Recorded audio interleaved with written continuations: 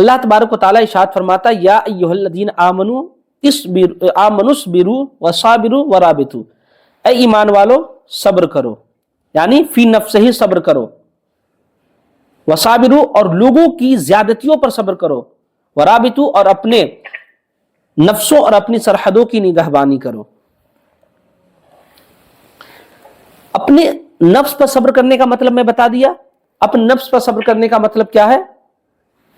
اپنے نفس پر صبر کرنے کا مطلب یہ ہے کہ انسان نماز پڑھ رہا ہے اور اس درمیان اس کا پیر درد کرنے لگا تو انسان اپنے اوپر کیا کرے؟ صبر کرے۔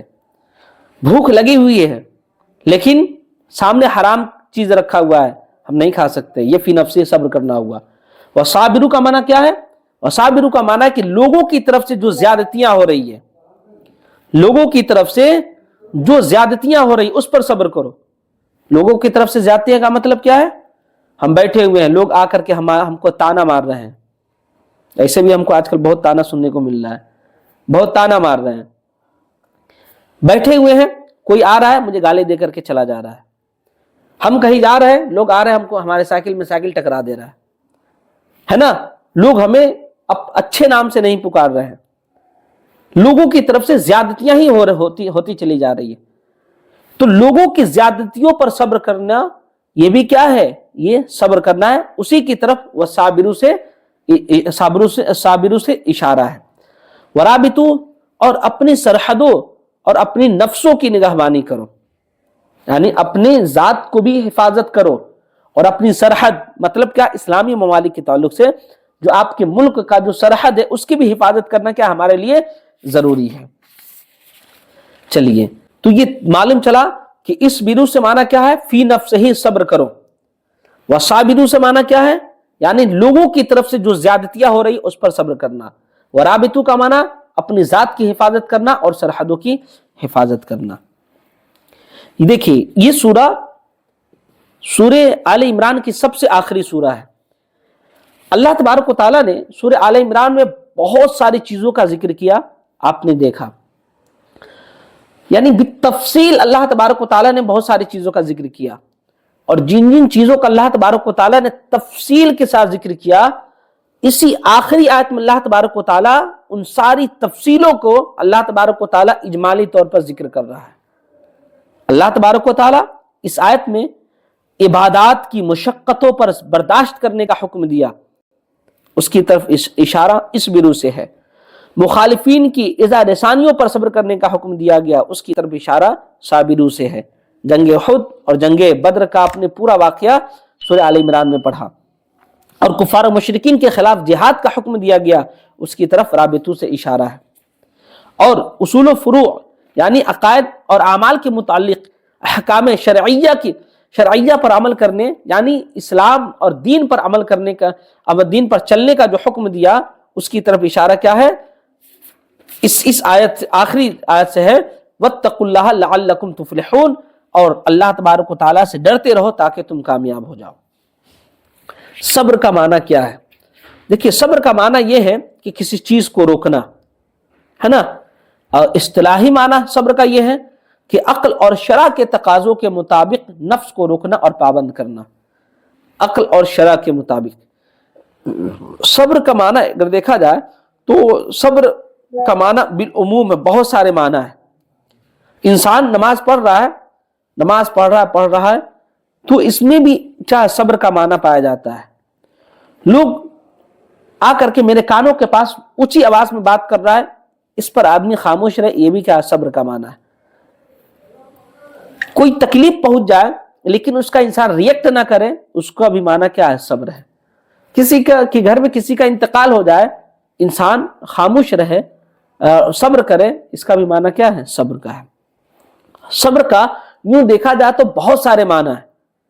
اب صبر کا معنی کہاں کہاں بولا جا سکتا ہے آپ اچھے طریقے سے جانتے ہیں، اور یہ بھی آپ کو بتایا تھا ان اللہ مع الصابرین کی تفسیر میں نے بتایا تھا کہ انسان اگر غلط کام سے اپنے آپ کو روک رہا ہے نا تو یہ بھی کیا ہے؟ صبر ہے۔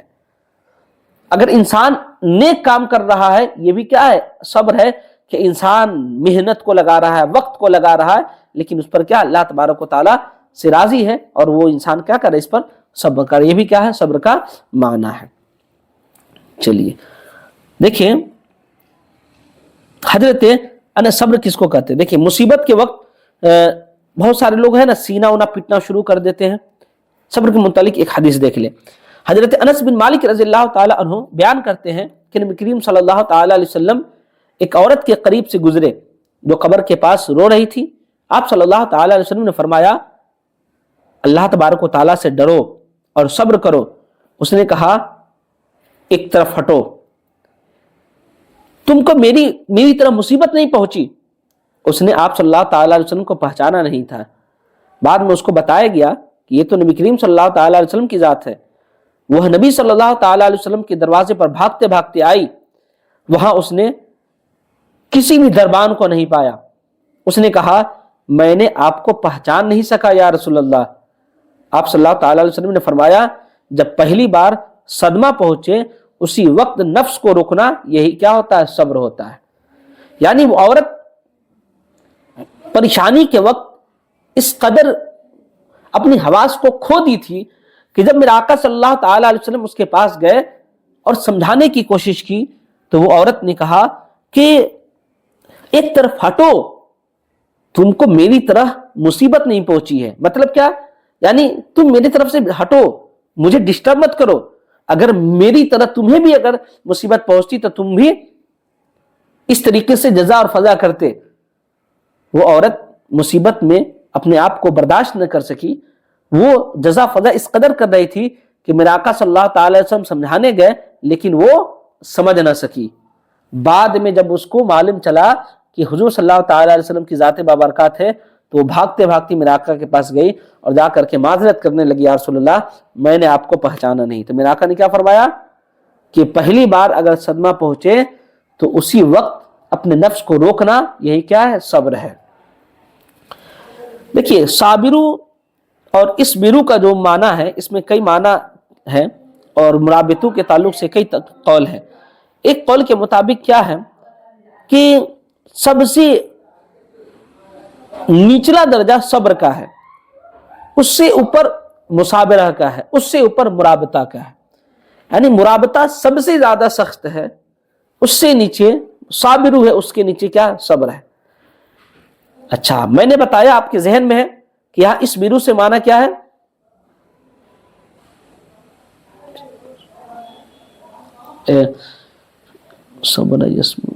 اسبرو سے معنی کیا ہے، صبر سے معنی کیا ہے کہ اب فی نفس ہی انسان صبر کرے، فی نفس انسان کیا کرے، صبر کرے. اور صابرو سے مراد کیا ہے، لوگوں کی طرف سے جو زیادتیاں ہو اس پر صبر کرے.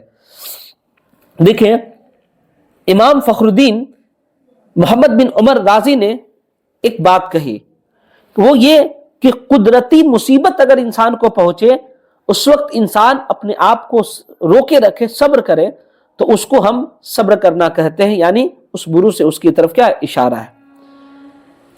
اب قدرتی مصیبت کیا ہے، قدرتی مصیبت یعنی انسان کو بیماری لاحق ہو جائے، بیمار ہو جائے، انسان کوئی بیماری میں مبتلا ہو جائے تو یہ قدرتی مصیبت ہے نا.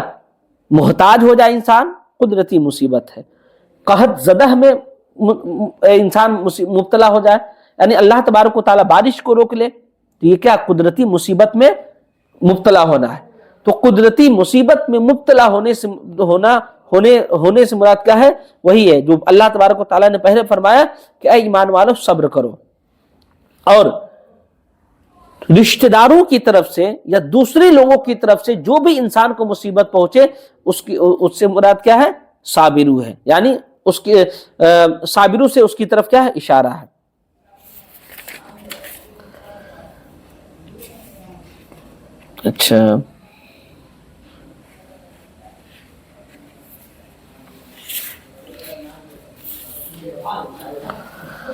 اچھا مرابطو، اچھا رابطو کے تعلق سے، اس کے تعلق سے بھی کئی قول ہیں. دیکھیے مرابطہ کا دو معنی ہے. ایک معنی یہ کہ انسان اپنے نفس کو روکے رکھے، یعنی انسان اپنے نفس کی حفاظت کرے. اور دوسرا معنی کیا، انسان سرحد کی حفاظت کرے. نفس کی حفاظت کرنے کا مطلب کیا ہے، نفس غلط کام کی طرف ابھارنا چاہتا ہے، ایسی صورت میں انسان اپنے آپ کو روک لے. یہ کیا ہے؟ یہ بھی مراقبہ کا ایک معنی ہے. انسان فلم دیکھنا، نفس کہہ رہا کہ فلم دیکھے، لیکن ایسی صورت میں انسان اپنے آپ کو روکے رکھ رہا ہے، وہ بھی کیا ہے؟ مراقبہ کا ایک معنی ہے. یعنی فی نفسی، انسان اپنے آپ کی حفاظت کرے غلط چیزوں سے، ٹھیک ہے نا، اسی کا نام کیا ہے؟ مراقبہ ہے. دوسرا ایک مراقبہ کا معنی یہ ہے کہ انسان اپنے سرحد کی حفاظت کرے. یعنی اسلامی ممالک میں کیا ہے؟ سرحد جانتے ہیں نا، جیسے بارڈر ہوتا ہے، جو بارڈری کو عام طور پہ سرحد کہتے ہیں. جیسے ہندوستان ہے، چائنا، اس سب کا جو بارڈر ہے نا، ہندوستان بنگلہ دیش کا جو بارڈر ہے، ہندوستان اور پاکستان کا جو بارڈر ہے، تو وہ کیا ہے؟ جو خط جو ہے نا، جو لائننگ ہے، اسی کو کیا بولتے ہیں؟ سرحد، بارڈر جس کو بولتے ہیں، ہے نا. تو کیا نام ہے، ایک مراقبہ کا ایک دوسرا معنی یہ ہے کہ انسان سرحد کی حفاظت کرے. اب سرحد کی حفاظت انسان کیسے کرے گا؟ سرحد کی حفاظت انسان دشمنوں سے کرے گا کہ دیکھو دشمن کہیں حملہ نہ کر دے، دشمن کہیں ہم پر حملہ نہ کر دے. تو انسان بارڈر پہ کیا ہے؟ اس کی حفاظت کرتا ہے، اپنے ملک کی حفاظت کرتا ہے. تو جو اپنے ملک کی حفاظت کرتا ہے نا، اس کی کافی فضیلت ہے. ایک حدیث دیکھ لیں آپ، سمجھ گئے نا آپ مراقبہ کا دو معنی. پہلے آپ نے پڑھا کیا ہے؟ ہاں، یا ایھا الذین آمنوا اصبروا، ہے نا، اے ایمان والو اصبروا، صبر کرو. تو اصبروا سے مراد کیا ہوا؟ فی نفسہ پر صبر، اپنی ذات پر صبر کرنا. وصابروا، اور دوسرے لوگوں کی زیادتیوں پر صبر کرنا. ورابطوا کا معنی دو ہم نے بتایا، انسان اپنے نفس کی حفاظت کرے. ایک رابطوں کا ایک دوسرا معنی آتا ہے کہ انسان اپنی سرحد کا حفاظت کرے. اور اسلامی ملک کی سرحد کی حفاظت کرنے کے متعلق ایک حدیث دیکھ لیں.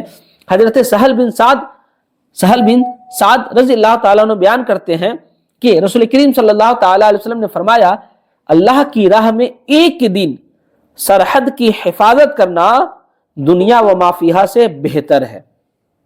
اب سوچے، انسان اگر ایک دن اپنی سرحد کی حفاظت کرتا ہے تو دنیا میں جو کچھ بھی ہے ان ساری چیزوں سے بہتر کیا ہے؟ جو اللہ تبارک و تعالیٰ کی بارگاہ میں اجر ملے گا ایک دن سرحد کی حفاظت کرنے کا، وہ دنیا مافیا سے کیا ہے؟ بڑھ کر کے. ایک اور حدیث دیکھیں، حضرت سلمان رضی اللہ تعالیٰ عنہ بیان کرتے ہیں کہ رسول کریم صلی اللہ تعالیٰ علیہ وسلم نے فرمایا، ایک دن اور ایک رات سرحد کی حفاظت کرنا ایک مہینہ کے روزوں اور ایک مہینہ کے قیام سے افضل ہے. پتا کیا چلا اس حدیث سے؟ اگر انسان ایک رات اپنے ملک کی سرحد کی حفاظت کرتا ہے تو وہ ایک مہینہ روزہ رکھنا اور ایک مہینہ رات میں جگ کر کے اللہ تبارک و تعالیٰ کی عبادت کرنے سے کیا ہے؟ افضل ہے. اور وہ اگر اسی میں انتقال کر گیا تو اس کا یہ اجر جاری رہے گا اور فتنہ میں ڈالنے والے سے محفوظ رہے گا.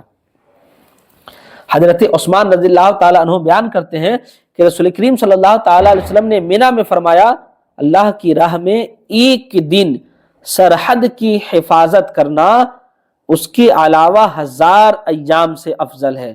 مطلب کیا ہے؟ ایک دن سرحد کی حفاظت کرنا 1000 دنوں سے کیا ہے؟ بہتر ہے، افضل ہے.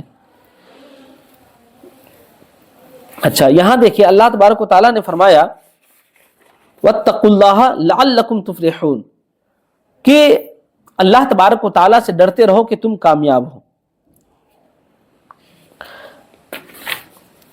اچھا، رباط کا معنی کہ رباط کے معنی کے تعلق سے کئی ہے. ایک قول کے مطابق انسان جب وضو کر کے،